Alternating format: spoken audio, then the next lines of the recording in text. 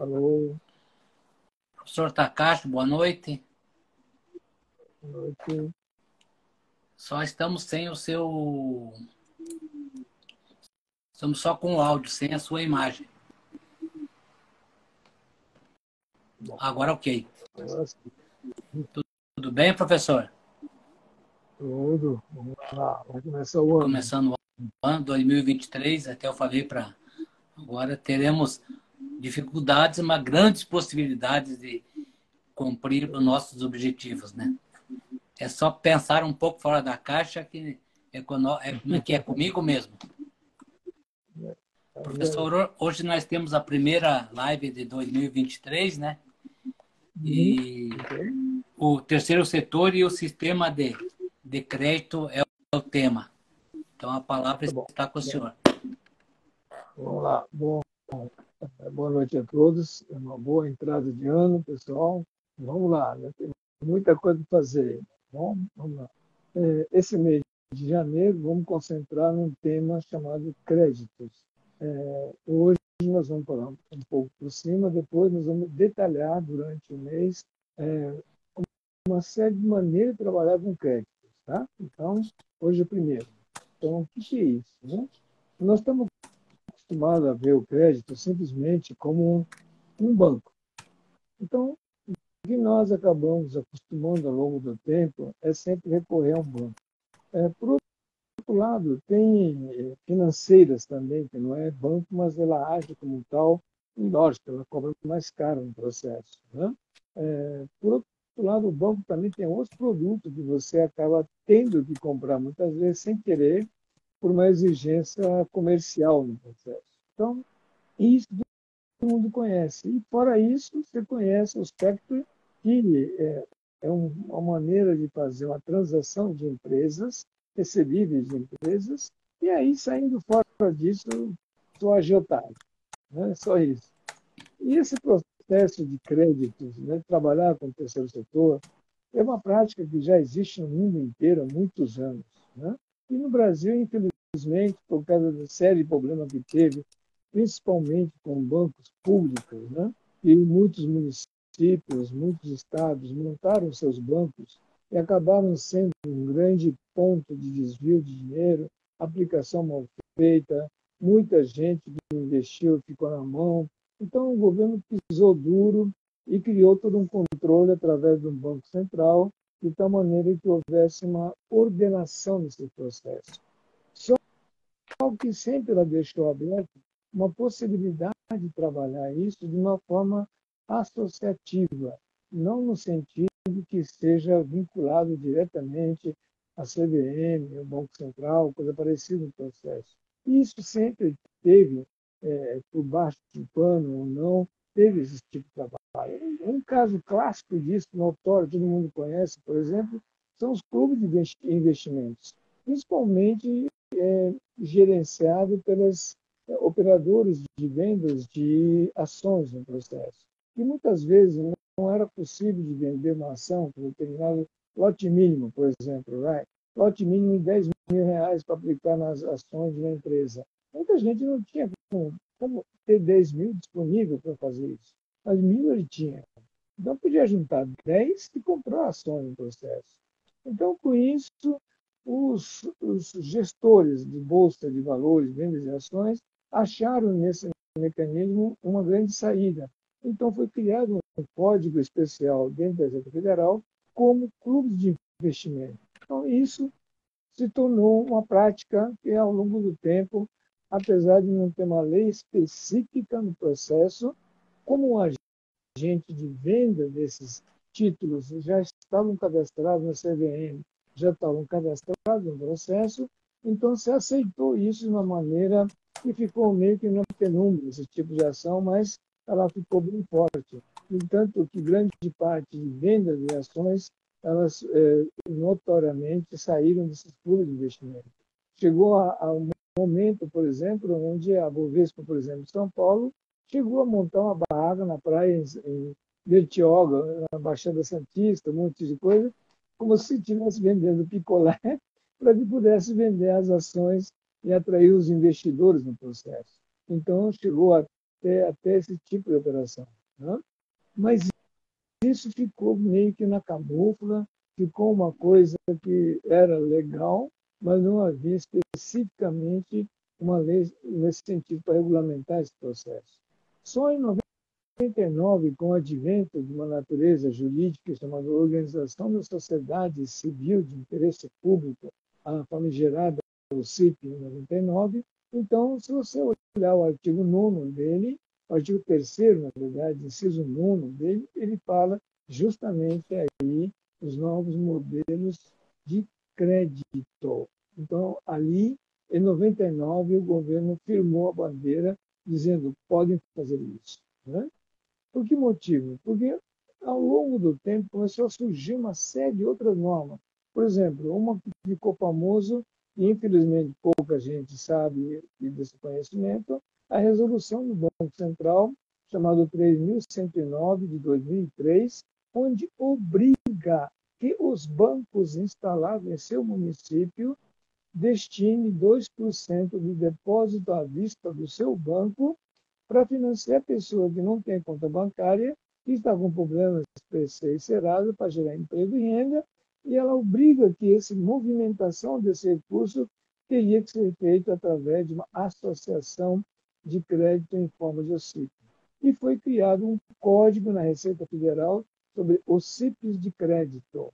E com isso o governo, em 99, fundamentou a forma de funcionamento dessa estrutura.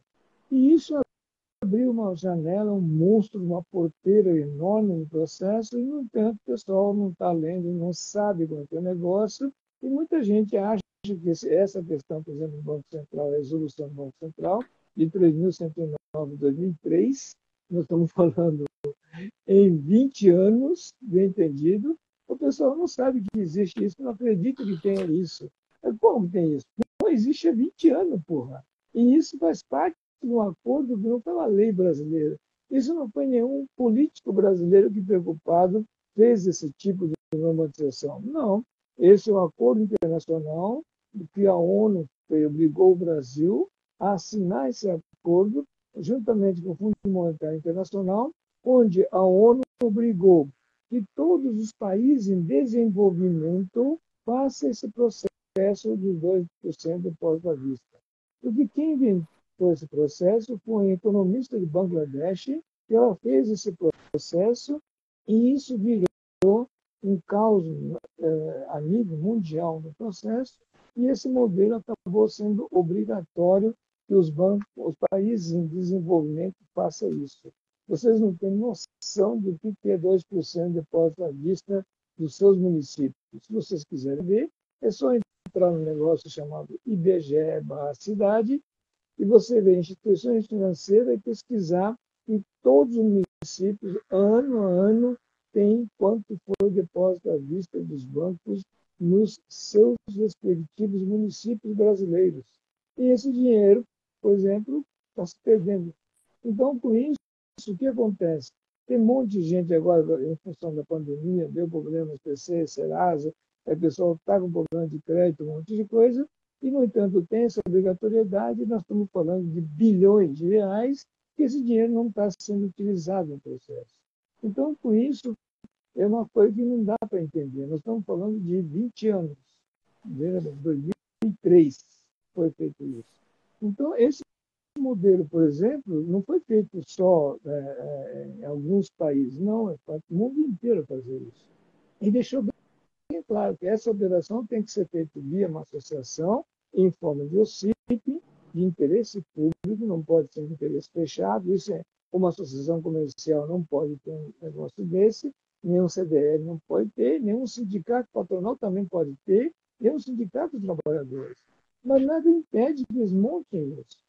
Imagina assim, uma associação comercial. Ela opera o sistema Serasa no Brasil inteiro. Né? E registra todo mundo que está ferrado dentro do Serasa. Ela vai cadastrando. E não são capazes de entender que elas podem montar uma associação de crédito no seu município para que evite essa situação. E não sabem fazer isso. Assim como você tem CDL, que opera o Serviço de Proteção ao Crédito, que é um processo similar, também eles não podem, pelo CNPJ da entidade de classe, montar, mas eles podem ser mantenedores de uma associação dessa forma que possa fazer isso. Então, existem soluções imensas no processo. E dentro da associação comercial, dentro da CDL, estão os gestores do sistema Serasa e Sociedade de Serviço de Proteção ao Crédito. Então, com isso, eles teriam condições absurdas de fazer esse tipo de trabalho e, não estão, no entanto, por não entender essa ferramenta ou não estar nem querendo saber desse processo, negligencia esse mecanismo e simplesmente cobram o valor das lojas e bota os caras no Serasa SPC pendurado lá dentro e chora, chora, chora e não toma decisão. O próprio banco também faz parte dessas associações comerciais, são solidários, são participantes do processo e não são capazes de discutir isso. Aliás, se você perguntar isso para um agente, um gerente de banco local, vai falar que está louco. Se você falar assim, que tal a gente montar um banco social, uma carteira social? É bonito, tá. Mas eu não posso contribuir, né? Você sabe como é que é, né? Pô, o cara é totalmente idiota no processo. Além desse 2% da renúncia fiscal, além desse dinheiro, o depósito à vista que o Banco Central permitiu, exigiu que faça isso, além disso, tem a renúncia fiscal, que é 2% das empresas de lucro real, que também pode destinar para isso.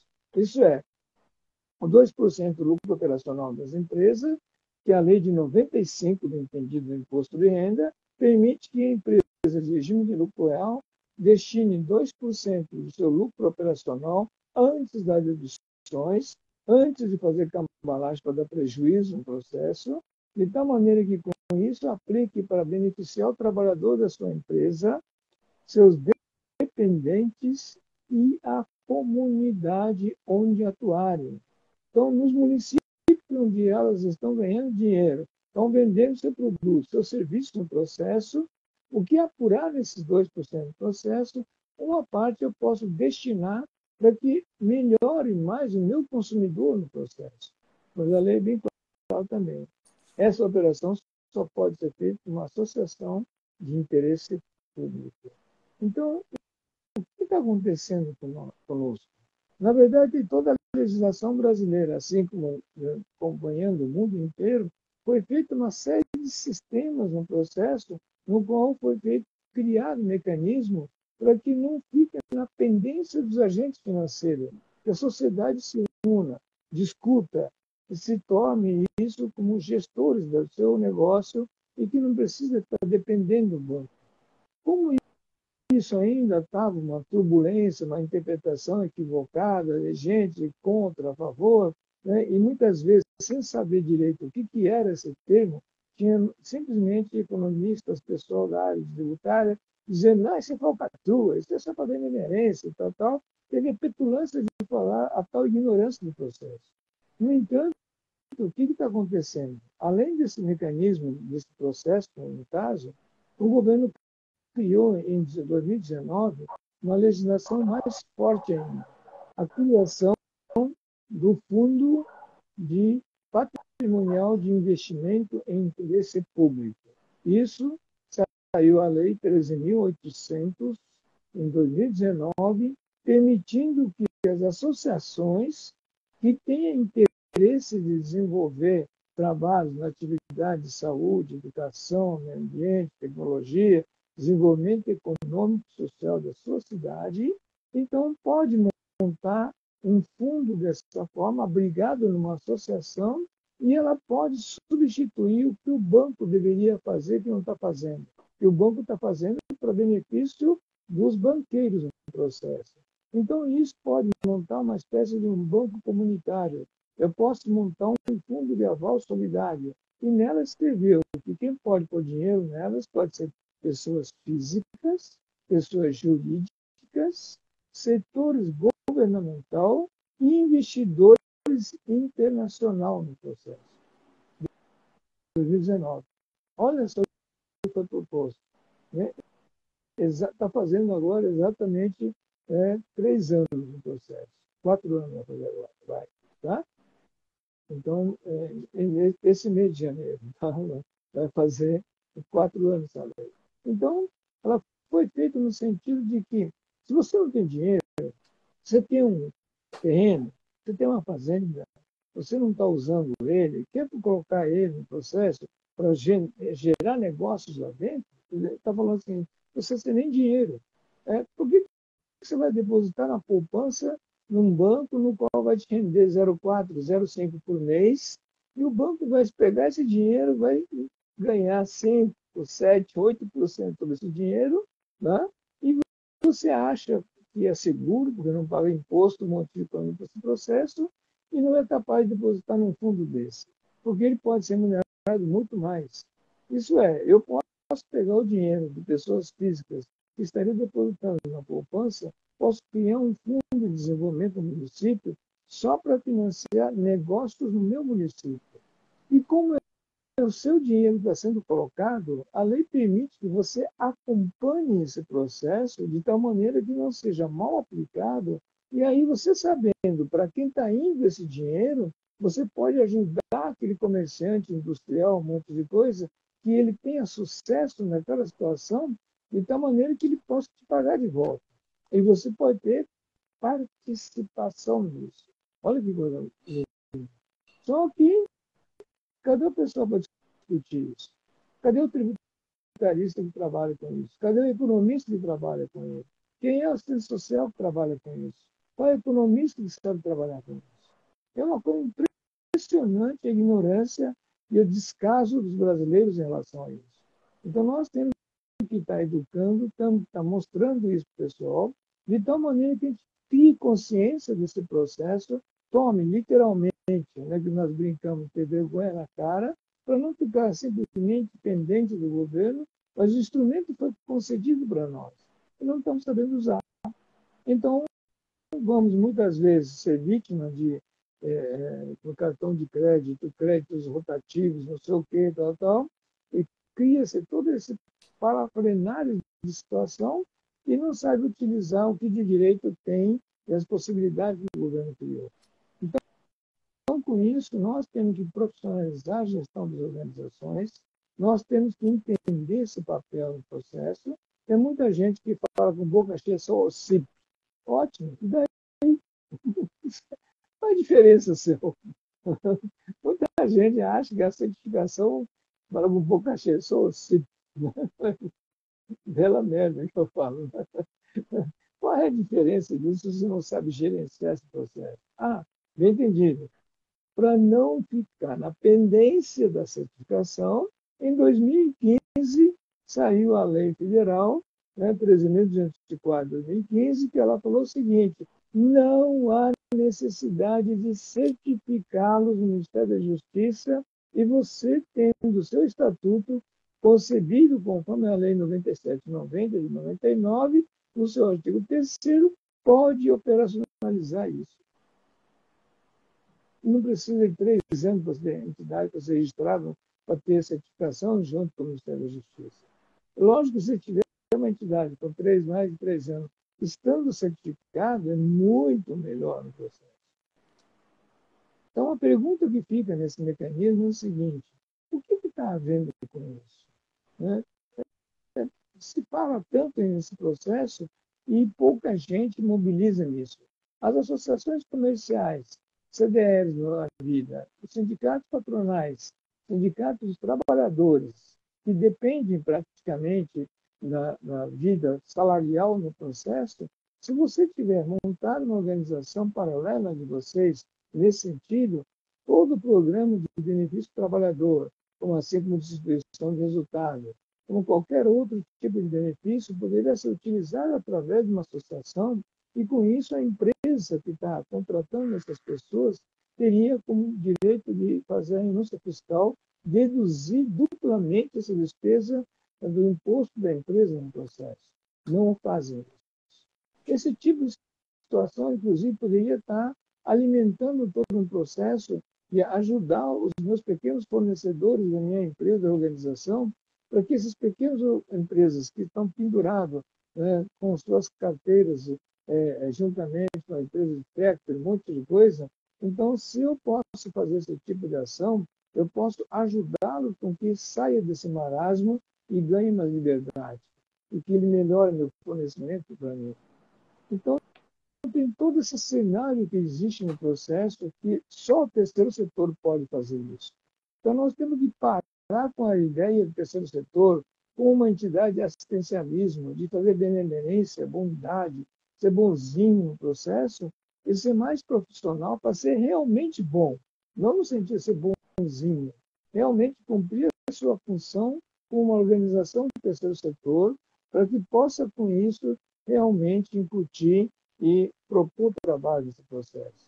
Então, a live desse mês que nós estamos concentrando é justamente sobre entendimento dessa ferramenta e como podemos trabalhar em diversos segmentos no processo.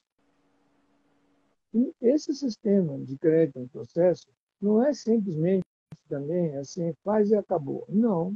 Quando a pessoa fala, quando nós falamos que temos 2% do banco disponível no processo, e que precisa saber negociar com o banco também não é burro. Ele não adianta você chegar no banco, o japonês falou de 2%, nós montamos um CIP aqui, eu quero esse dinheiro. O banco é fácil, manda o japonês para aquele lugar. Bom, se você não tem a linguagem do banco, o banqueiro no processo, não adianta nada. Isso é, eu posso sentar com o banco e falar, meu amigo, olha, nós, inclusive, fizemos uma lei municipal que o dinheiro que você arrecadar aqui tem que destinar aqui, então eu posso propor para que a Câmara Municipal aprove uma lei municipal de responsabilidade socioambiental, e se você não contribui com 2%, eu posso boicotar você na cidade, em primeiro lugar.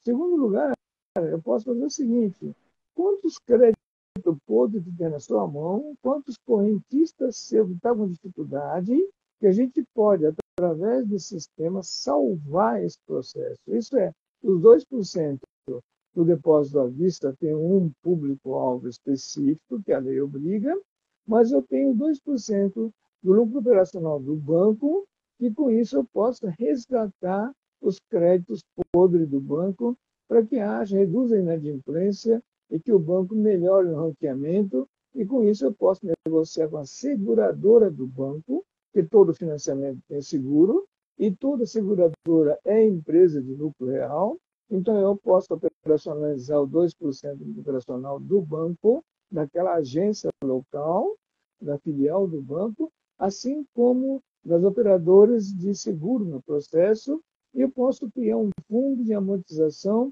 ou de resgate desses pagamentos, eu posso melhorar nesse processo. Então, se você não souber conversar com o agente financeiro e propor uma troca de negociação de gente, de negócio no processo, não é para dar suborno nem nada. É no sentido de você consolidar esse mecanismo. Se você não tiver essa linguagem, não adianta bater no banco e me dar o dinheirinho para mim. Não vai acontecer nunca. Né? Então, há necessidade que envolva os profissionais que trabalhem com isso.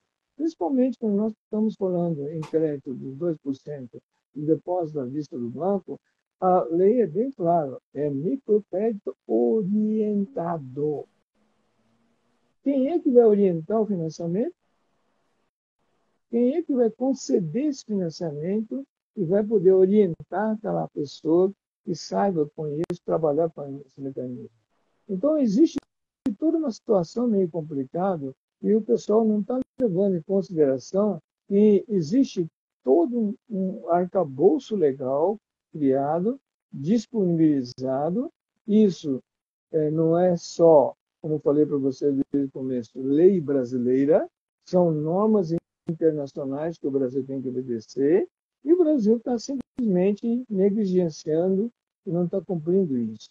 Assim como o que está acontecendo hoje é que as organizações, existem várias associações hoje montadas no Brasil, então os números são astronômicos de entidades, mas elas não estão operantes no processo. Montou a associação, não sabe o que fazer, não tem mínima noção do que fazer. Acha que a associação para poder benemerência não pode ter conta bancária, não pode ter nota fiscal, não pode vender produto, ou ainda está naquela ideia ainda antiga de sem fins lucrativos. Esquece a porra, pô, pelo amor de Deus. O Código Civil, em 2002, foi feito o seguinte: acabou o termo sem fins lucrativos.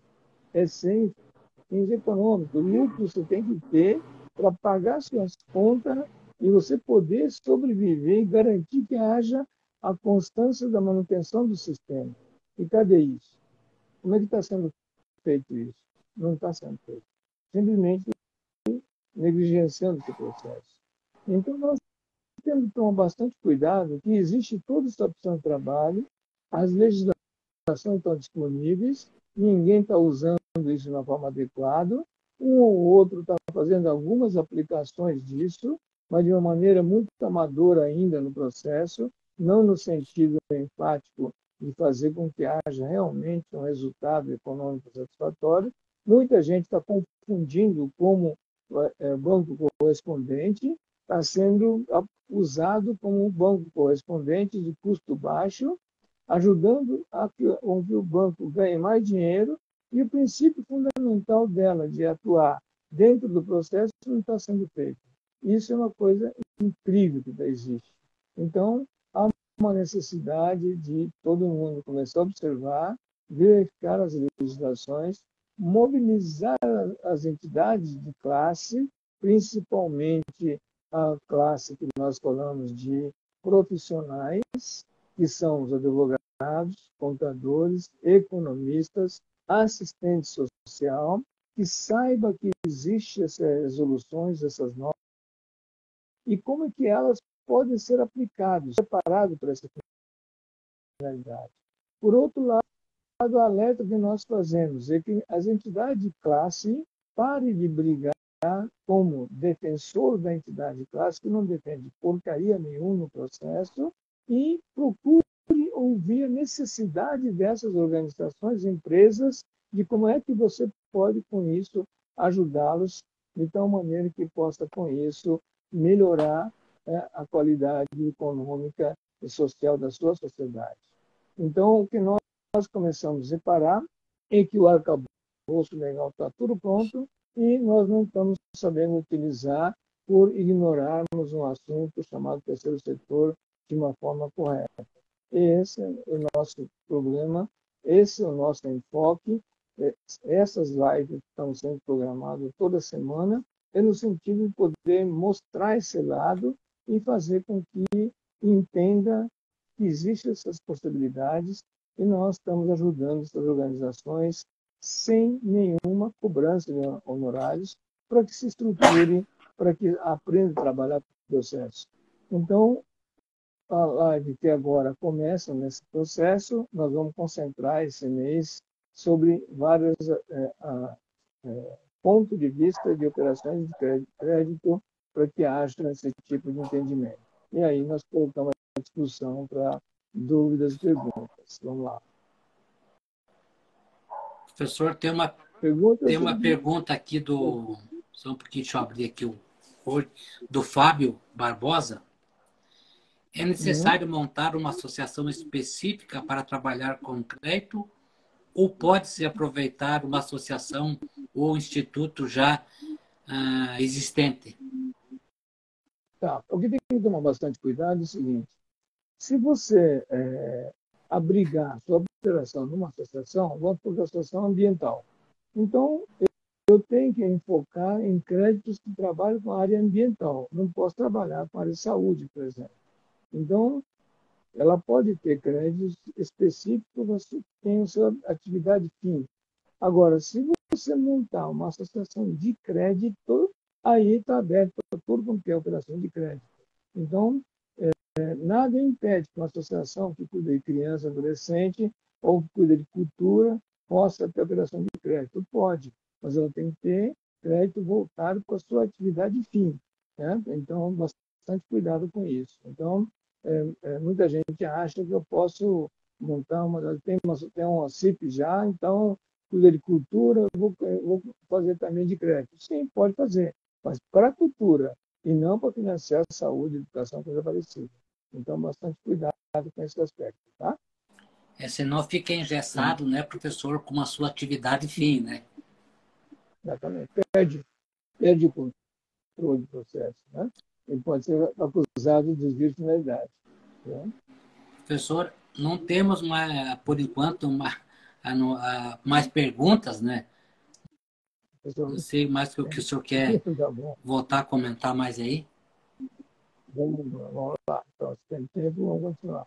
Bom, o que nós estamos mostrando com isso é que existe uma falta de entendimento profissional. Tá? Tem muita gente, muitos advogados, por exemplo, ficam assustados quando lê a lei. E como não tem os princípios do fundamento do terceiro setor, muitas vezes não sabe como operacionalizar com isso. Mesmo aquilo que são economistas também, estão tudo engessados no modelo tradicional econômico do processo e não sabe como é que se faz esse tipo de articulação.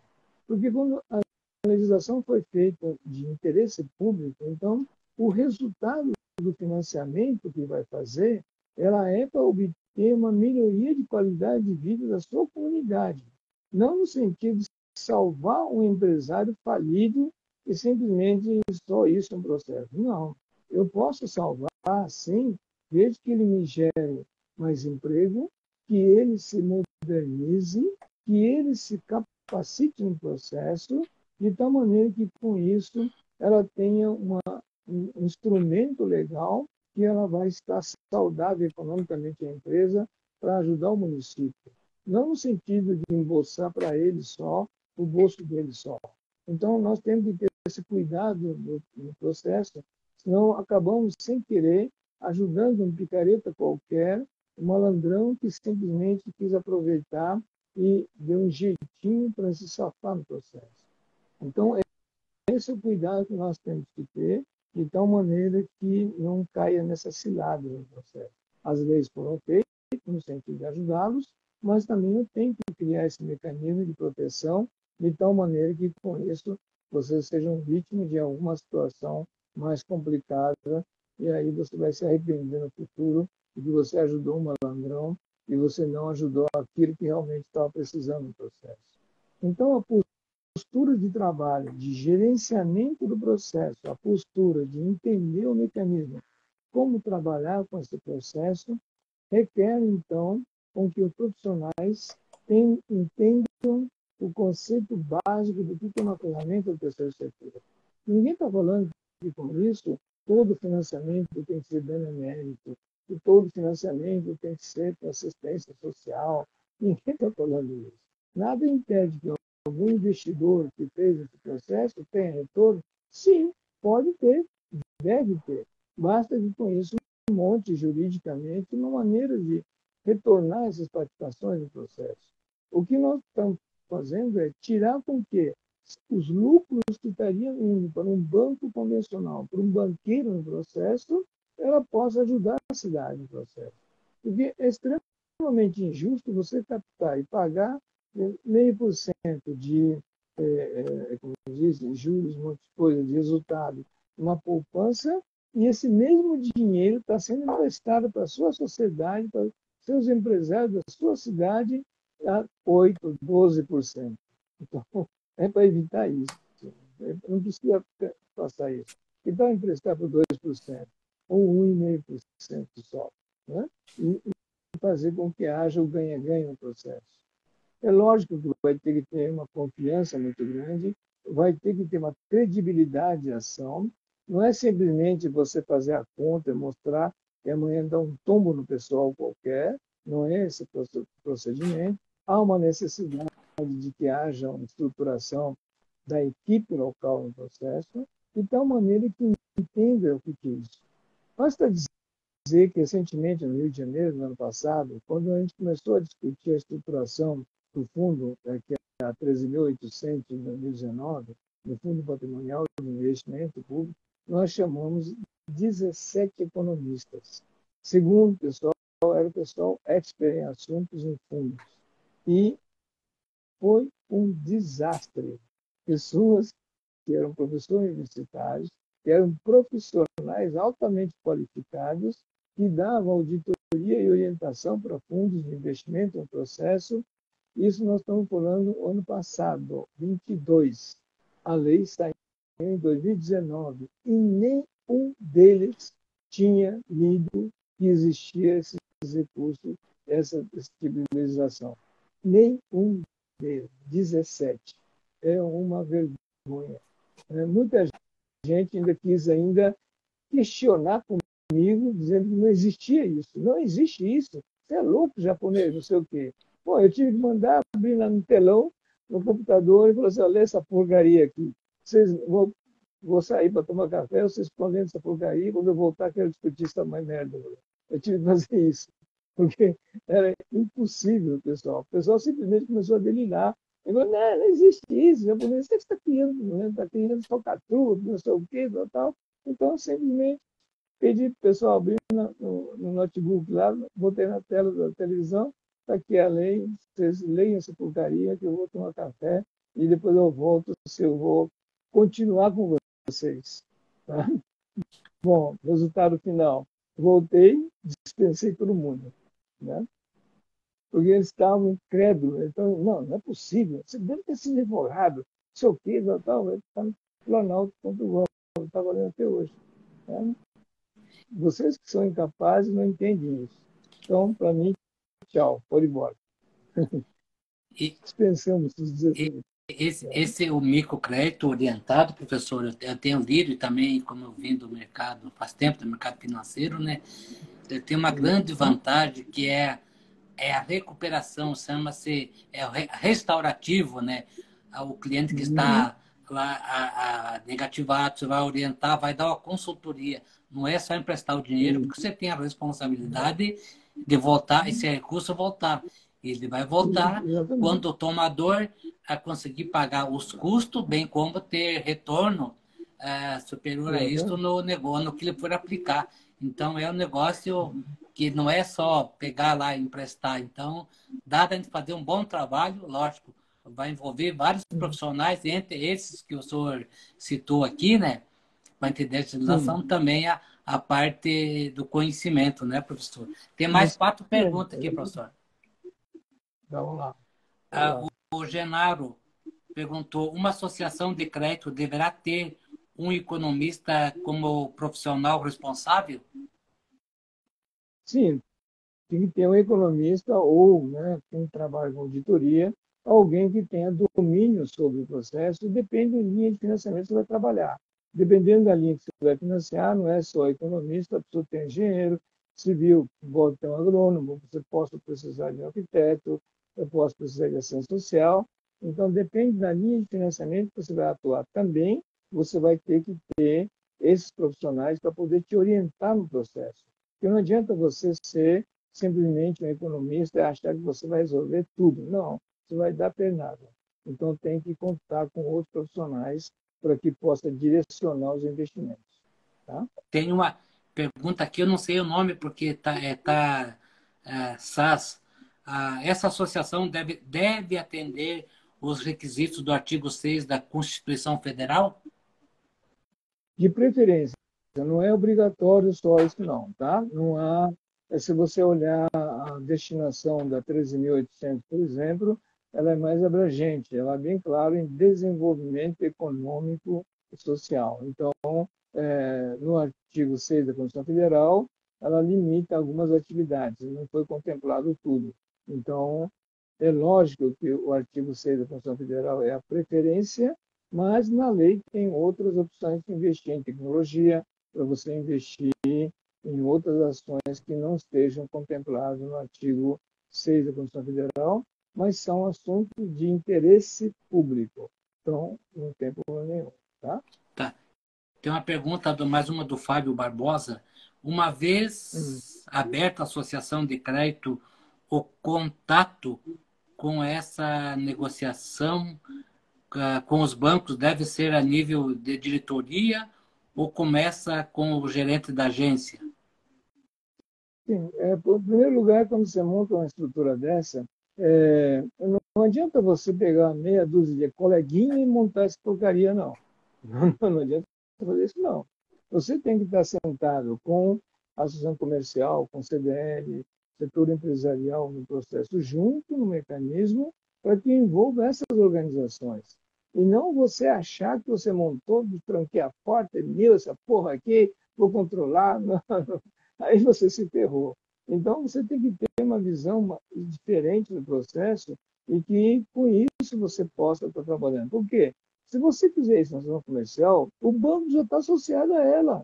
Por que você vai bater na porta desses caras, porra? Basta fazer com questão comercial. Chame eles numa reunião, vem todos os bancos. Entendeu o negócio? Então, não é para no sentido, não, deixa que eu monto, vou montar com o meu grupinho aqui, sério, somos honestos, nós somos extremamente capacitados. Eu tenho lá, quem me indica lá no Banco Planetário, no Banco Planetário eu tenho amizade com não sei quem, não sei o que lá, e vamos lá negociar. Não. Se você fizer isso, você é um picareta, você é oportunista no processo. Então, eu quero montar, vai ser só essa estrutura, não tem problema nenhum, mas chama o pessoal do centro comercial, chama o pessoal empresarial, nós vamos montar. Querem vir? Vocês não vieram? Problema deles. Você o convidou. Agora, uma vez montado no processo, então nós vamos negociar, e eu não vou negociar com o banco ou ação comercial. Você não veio no convite que nós fizemos aqui para o evento, porque achou que era merda, né? Então, vem cá. Agora nós estamos constituídos. Que tal a gente fazer uma negociação para te ajudar? Deu, né?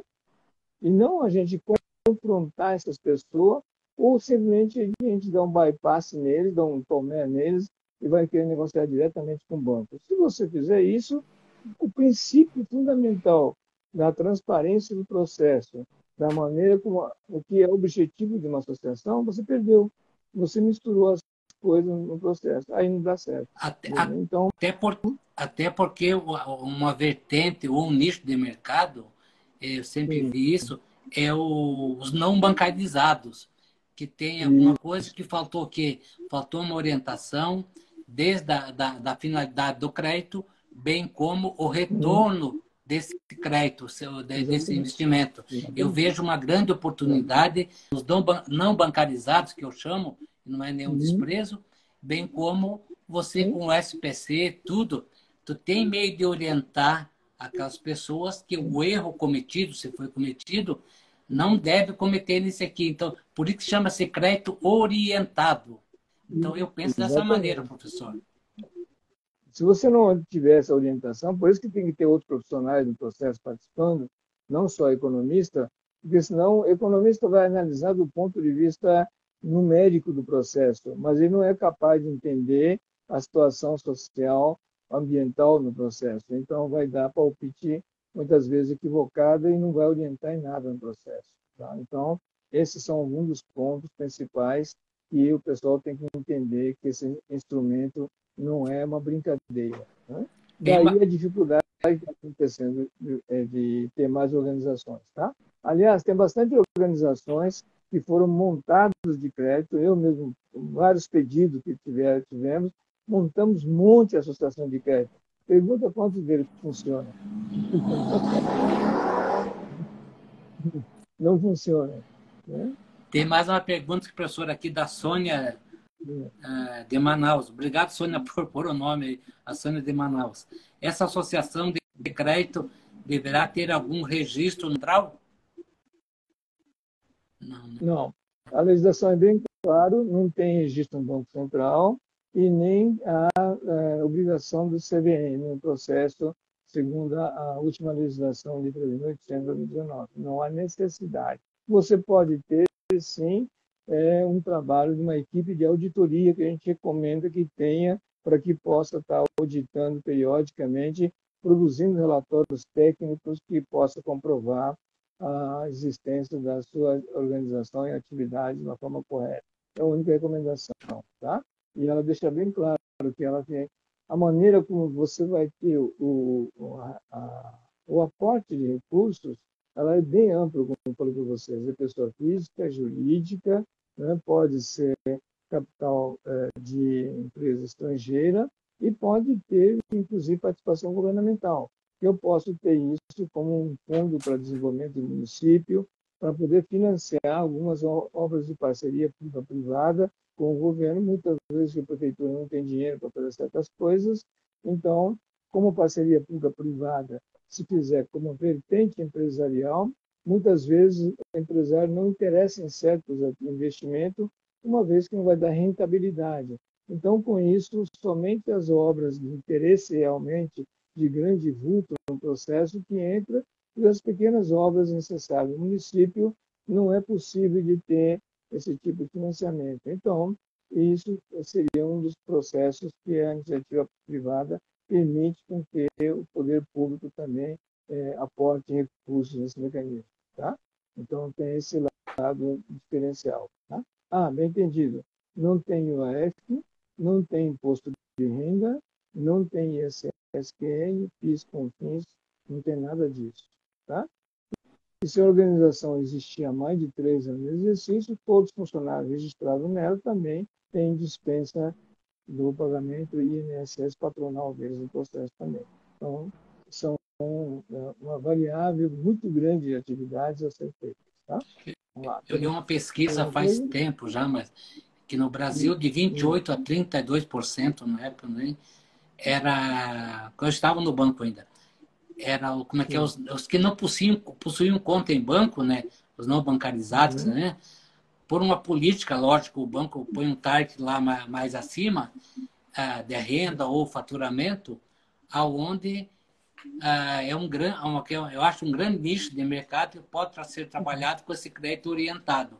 Lógico, sempre fala que é uma faca às vezes com 2 gumes, mas se orientando a pessoa, com certeza o risco é muito menor de ter um insucesso no seu negócio que não venha repor o recurso emprestado. Então, eu acho que aí é o caminho, cara.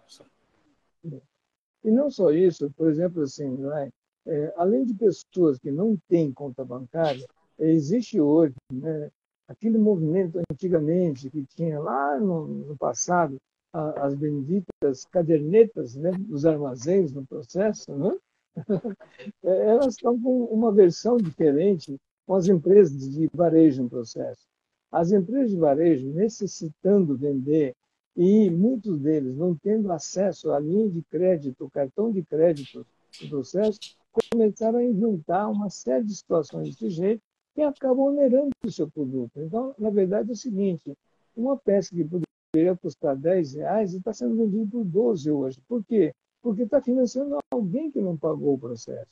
Agora, se essa operação desse crédito complementar que nós chamamos, se ela fosse feita através de uma associação, a própria renúncia fiscal da loja poderia estar bancando esse cartão de crédito dele mesmo, para ele mesmo. Eles são tão burros no entendimento do processo que eles não sabem se associar com isso. E isso faz com que haja uma perda enorme. Nós estamos pagando hoje no comércio o alto custo da ignorância desse mecanismo. Isso no comércio em geral.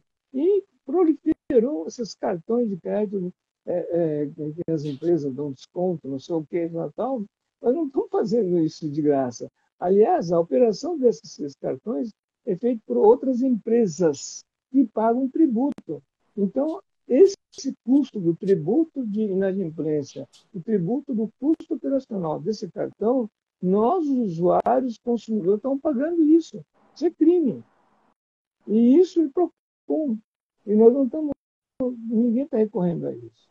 Então, com isso, não é bonzinho que a empresa tem cartão, que ela está fazendo isso bonzinho, ela me parcela no cartão próprio dela em 5 vezes, 10 vezes, não sei o que, tal. E o cara está dando risada, trouxa. Está todo mundo pagando para mim. Se essa operação fosse feita por uma associação e de interesse público no processo, esse mesmo financiamento é dedutível do imposto de renda da empresa, como renúncia fiscal. Será que não dá para entender isso, os contadores, pessoal? Não dá para entender esse mecanismo? Nós estamos sendo vítimas desse mecanismo por ignorância. Por isso que eu sempre falo que quando alguém reclama que custo do Brasil é caro, eu falo, não, a ignorância custa caro. Vamos acordar, vamos trabalhar, entender a ferramenta do seu setor para não ser vítima desse processo.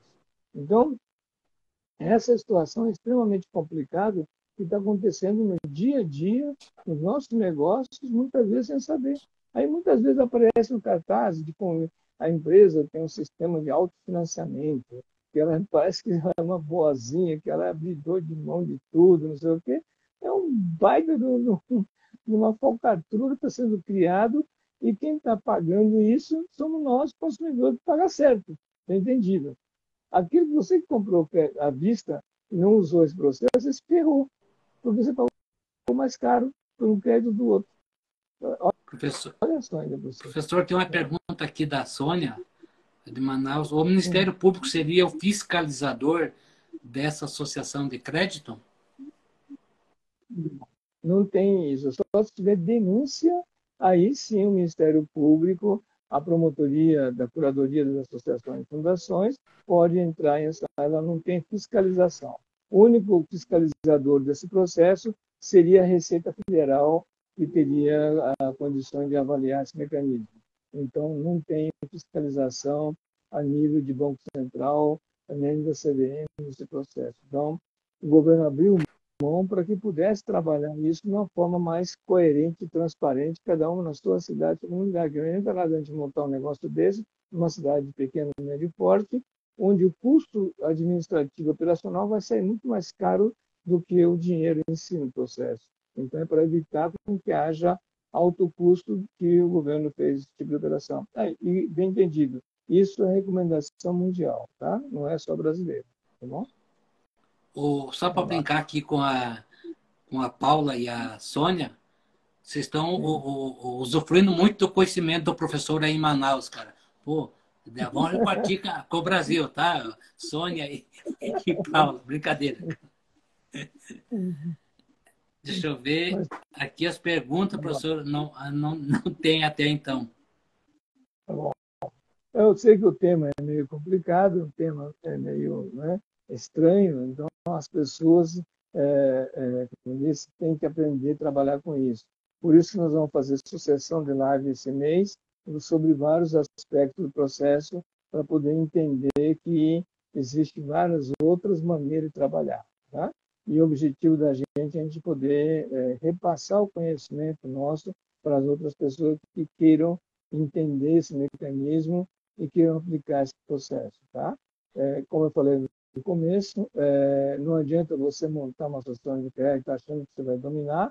Se você, além do profissional, você tem que ter esse relacionamento com o setor empresarial que representa o segmento para que haja esse tipo de entendimento e troca para saber como ajudá-lo no processo e também tenha discernimento para que você possa não cair numa armadilha de uma choradeira empresarial de uma empresa falida e no sentido muito mais no sentido de orientativo no processo.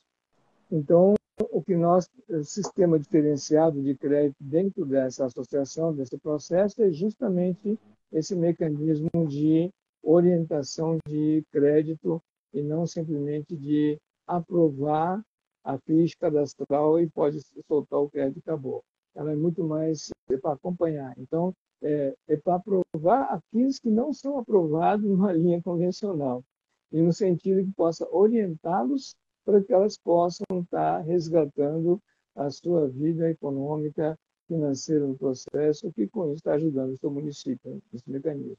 Senão, se a empresa falir, vai causar um efeito cascata de desastre econômico que vocês não têm noção do que nós estamos falando no processo. Tá? O pessoal não tem imagina-se hoje que simplesmente basta com que não paga e acabou. Né? E aquilo vai acumulando prejuízo, e a empresa vai ter que ser executada. E vai perder seus bens, seus patrimônios, e acaba indo à liquidação por uma negligência estrutural no processo e conceitual.